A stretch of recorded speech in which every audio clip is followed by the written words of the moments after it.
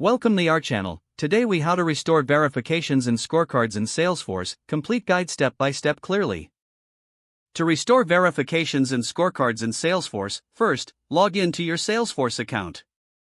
Navigate to the Setup menu by clicking the gear icon located in the upper right corner.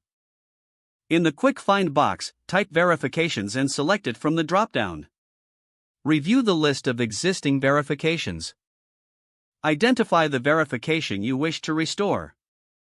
Click on the verification name to access its details. Check the status of the verification to ensure it is marked as inactive or deleted. To restore it, locate the Restore button, which is usually found in the Action drop-down menu. Click the Restore button and confirm the action when prompted. Next, head back to the Setup menu. This time, search for Scorecards and select it from the options. Review the scorecard list to find the one that requires restoration. Click on the relevant scorecard name to view its details. Similar to the verifications, check the status of the scorecard. If it is inactive or deleted, look for the Restore button. Select the Restore button and confirm your choice. Once both the verifications and scorecards are restored, navigate back to their respective lists. Ensure that both items now appear in an active state. Test the functionality of the verifications and scorecards to ensure they are operating correctly. If you encounter any issues, refer to the help documentation or contact Salesforce support for assistance.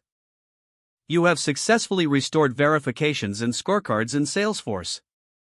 If the page does not load, refresh the browser or try again in a private or incognito window.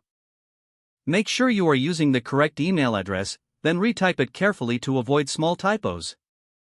If your password is not accepted, use the Reset option and create a new strong password you can remember. Check your spam folder for verification or security emails, then complete any requested confirmation steps. Enable two-factor authentication if available to improve account security and reduce unauthorized access risk. After signing in, review your profile details so your contact information and settings are accurate and current.